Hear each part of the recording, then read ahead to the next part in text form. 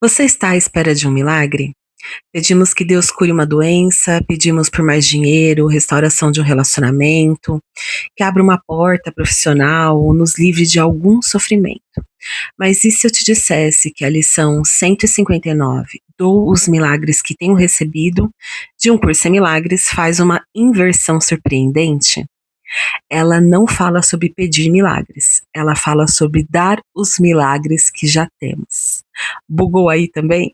Eu sou Luciana Luz, terapeuta integrativa, mentora de mulheres, e aqui traduzo os ensinamentos metafísicos de Jesus em Um Curso em Milagres para o dia a dia das mulheres reais que trabalham fora, cuidam da casa, cuidam dos filhos e têm boletos para pagar e ao mesmo tempo não abrem mão da busca espiritual. E hoje eu quero compartilhar 3 ideias profundas dessa lição, que parece um paradoxo. Vem comigo, amiga. A primeira ideia é a que eu só posso dar aquilo que eu já reconheço em mim. O ego acredita que primeiro você recebe para depois você compartilhar, certo? Primeiro eu ganho amor, depois eu dou o amor. Primeiro eu recebo o reconhecimento e depois eu reconheço o outro. Primeiro eu recebo perdão, depois eu perdoo. Tem até aquela frase que a gente sempre diz: ninguém dá o que não tem ou não recebeu. Mas é claro que aqui Jesus está falando de um outro nível, o nível da mente. Ele nos mostra que o amor já foi dado, a paz já foi dada, a inocência já foi dada, o milagre já foi dado. O problema não é a ausência desses presentes, o problema é que muitas vezes nós não reconhecemos que eles já estão disponíveis para nós dentro da mente. É impossível compartilhar aquilo que acreditamos que não possuímos, certo? Ninguém oferece paz acreditando ser um ser completamente desprovido de paz. Ninguém oferece amor se acha que só tem ódio dentro de si. Portanto, quando dou um milagre, na verdade estou reconhecendo algo que já recebi de Deus. E olha só, a lição não está falando de produzir milagres, está falando de reconhecer que os milagres já fazem parte da nossa herança espiritual. Eu gosto de pensar na seguinte metáfora. Imagina aqui, ó. Imagina uma fonte d'água, um nascedouro. Se você tirar muita água e der para outras pessoas, você concorda comigo que ela não vai acabar? Se você tirar água do oceano, por um acaso você acha que vai faltar água no oceano? Vai acabar? Óbvio que não. O segundo ponto, o segundo ponto é a gente entender o que que é o milagre. O milagre, aqui em O Curso em Milagres, não é um acontecimento fora de nós externo. Esse talvez seja uma das maiores diferenças entre Um Curso em Milagres e as outras formas de pensar religião, de pensar Deus e espiritualidade. A gente associa milagre a algo extraordinário, uma cura repentina, uma mudança financeira inesperada, ganhei na loteria, um acontecimento sobrenatural. Mas Jesus redefine completamente o significado de milagre. Aqui, milagre é uma mudança na nossa percepção, na forma como a gente vê, percebe e sente o mundo à nossa volta. E isso começa dentro da nossa mente. O milagre acontece quando eu escolho olhar para uma situação através do Espírito Santo, ao invés do ego. A situação continua a mesma, o cenário pode até não ter mudado, o comportamento das pessoas continua igual, percebe? Mas eu já não estou vendo aquilo do mesmo lugar, da mesma maneira, e isso muda completamente a experiência humana.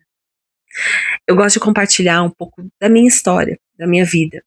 Eu acredito que as palavras vividas, as experiências criam pontes. Alguns anos atrás, em 2020, eu estava vivendo um período muito difícil. Dependência emocional, escassez financeira, muitas dores físicas, eu estava doente, depressão, uma doença autoimune, já contei aqui para vocês, uma desconexão espiritual terrível. Se alguém olhasse para minha vida naquela época, poderia pensar que eu precisava que o mundo mudasse para eu ficar bem. Mas olhando hoje, eu percebo que o primeiro milagre não foi a mudança das circunstâncias externas. O primeiro milagre foi a mudança na forma como eu comecei a me ver, a me perceber. Antes eu via que eu era vítima de acontecimentos fora de mim. Coisas fora de mim estão acontecendo, que estão me causando doença, depressão. Mas quando eu comecei a perceber que não era fora de mim, era dentro, era a maneira como eu pensava. A partir dali, as mudanças começaram a acontecer na minha vida. O mundo externo mudou, sim, mas mudou depois. Lembra que eu falei para vocês que tem um delay, tem um tempo e um espaço para que os acontecimentos aconteçam, para que as teias vão se costurando, para que as coisas aconteçam fora e pareçam realmente mudar. A realidade, a vida, o mundo, ele é um espelho. Ele reflete o que a gente tem dentro da gente. O mundo ele vai se criando, ele vai se mostrando para mim conforme o que eu acredito que a vida seja. Naquela época, eu acreditava que a vida era difícil, que tudo era difícil, que eu não conseguia, só o outro consegue as coisas, eu não consigo. Então, esses pensamentos me colocavam, porque a gente precisa pensar que tudo vibra em uma frequência, não existe nada na realidade que não vibra, que não tem uma onda de informação que vem atrás. Tudo tem frequência, os nossos pensamentos, a forma como a gente enxerga, tudo tem uma frequência vibratória. Então, pensa o seguinte: quais têm sido as frequências que você anda emanando, com que você tem se conectado a partir da forma como você enxerga o mundo, que é chamado de cosmovisão. Todo mundo tem um óculosinho ou vários óculosinhos pelo qual as lentes que eu enxergo a minha vida, que eu enxergo o outro, que eu enxergo o mundo. E muitas vezes essas lentes, elas têm uma frequência negativa. Então o mundo apenas vai devolver aquilo para mim, percebe? E aqui a gente chega ao coração dessa lição, que é o terceiro ponto, que é a visão de Cristo. A boa parte dessa lição, Jesus explica esse conceito da visão. O que é a visão e quem é esse Cristo? E se você nunca ouviu falar sobre isso, pode imaginar que estamos falando de alguma capacidade sobrenatural. A visão, né? Clarividência, mediunidade, enxergar realidades invisíveis. Mas a visão de Cristo não é isso, não é uma visão física, não é um fenômeno paranormal. De novo, ele está falando de um outro nível. Ele está falando da capacidade de olhar para alguém sem o filtro da culpa. E Cristo aqui você conhece como consciência crística. O Cristo em mim e o Cristo em você. Pense nisso por um instante. A maior parte das vezes que olhamos para alguém, não estamos vendo a pessoa de verdade. Estamos vendo nossos julgamentos sobre ela. Estamos vendo nossas expectativas que a gente tem sobre ela. Estamos vendo as nossas feridas projetadas. O ego olha para a pessoa e procura erros, defeitos, falhas, culpa, motivos para condenar. Mas a visão de Cristo vê algo completamente diferente. Ela vê inocência. E, de novo, Jesus está falando desse nível, que não é o físico. Não significa que você vai ficar em relações... Atenção aqui, pessoal. Não significa, mulheres, que você vai ficar em relações abusivas ou se colocar em situações de perigo tentando ver a inocência no outro. Essa visão crística de amor incondicional, o próprio Jesus diz que não existe aqui nesse nível em que nós parecemos estar, no sonho. Você percebe que é um estado da mente abstraída, é uma abstração da mente, é um lugar onde colocamos a mente, que também é chamado de instante santo no curso. Então, não confunda os níveis, minha querida. Isso não significa negar comportamentos. Ter uma visão crística sobre as coisas não é a mesma coisa que você entrar em negação de comportamentos. Significa olhar além disso, além dos comportamentos, reconhecer que existe algo eterno e inocente por trás de todas as histórias que contamos sobre nós mesmas e sobre os outros. E talvez seja por isso que essa ideia seja tão desafiadora. É muito mais fácil enxergar os erros dos outros do que enxergar sua inocência. É muito mais fácil justificar nossos ressentimentos do que abrir mão deles. E aqui eu quero trazer uma reflexão para nós mulheres. Quantas vezes olhamos para alguém e imediatamente ativamos uma narrativa? A mãe que me feriu, o ex-marido que me decepcionou, a amiga que me abandonou, o filho que me desafia, as crenças que a gente tem sobre sogra, sobre as outras pessoas, aquele chefe que parece ser complicado, narcisista.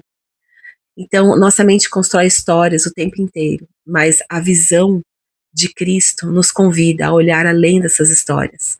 Não é para negar o que aconteceu, mas para não transformar o erro numa identidade sua ou do outro. Porque existe uma diferença enorme entre dizer que alguém comete um erro e acreditar que essa pessoa é o erro, que você é o erro. O ego confunde as bolas, entende? A visão de Cristo não confunde. Ela percebe a diferença. E existe uma frase do curso que resume lindamente: Cristo não vê pecado em ninguém. Pense na profundidade disso. O que aconteceria se por alguns segundos você conseguisse olhar para si mesma sem o filtro da culpa, do errado de mim, sem essa voz da autocrítica que fica ecoando dentro da gente, formando essa sensação de inadequação que tantas de nós carregamos, sem a necessidade constante de estar o tempo todo provando valor. Talvez essa seja um dos maiores milagres possíveis. A visão de Cristo também é chamada por Jesus de ponte entre os mundos nessa lição. Eu acho linda essa expressão, porque ela conversa com tudo aquilo que a gente vem falando aqui. A visão de Cristo não é o destino final, ela é a ponte entre o mundo da separação e a nossa lembrança da unidade. É a ponte entre o medo e o amor, entre a culpa e a inocência, entre o ego e a verdade. E aqui algo muito interessante acontece, quando eu começo a enxergar através, né, das lentes do ego, essa visão do Cristo, naturalmente eu passo a oferecer milagres ao mundo. Não porque eu me tornei missionária, não é isso. Porque eu preciso, não é porque a gente precisa convencer alguém, não é porque a gente precisa ensinar algo para alguém, mas é porque a gente reconhece em nós que nós somos essa ponte. E naturalmente a gente estende isso ao outro. Se eu aceito a inocência em mim, eu começo a reconhecer a inocência em mim, eu também aceito a inocência no outro, a paz, e eu começo a compartilhar o que eu sou com o outro, percebe? É a mesma coisa com o perdão. Se aceito o perdão em mim, se vejo que eu não sou culpada, que eu sou inocente, eu sou capaz de aceitar perdão no outro, perdoar mesmo. Então esse é o maior milagre, né? O milagre maior não é os milagres que a gente pensa, das coisas que a gente acha que a gente quer. O milagre maior, acho que é olhar para a situação, para a mesma pessoa, para a mesma história e finalmente ver aquilo com outros olhos. Se você não lembrar de mais nada dessa lição, lembra disso aqui. Os milagres não são produzidos, eles são reconhecidos, porque eles já estão disponíveis. E a visão de Cristo é o caminho que torna esse reconhecimento possível. Se fez algum sentido para você, escreva nos comentários. Escolho ver com os olhos de Cristo. E se você também está fazendo essa travessia e não quer mais caminhar sozinha, estudar sozinha, escreva aqui nos comentários, quero fazer parte. Nós estamos construindo uma comunidade de mulheres que estudam, que estão despertando, crescendo, caminhando juntas. Eu vou adorar seguir essa jornada ao seu lado. Nos vemos no próximo vídeo.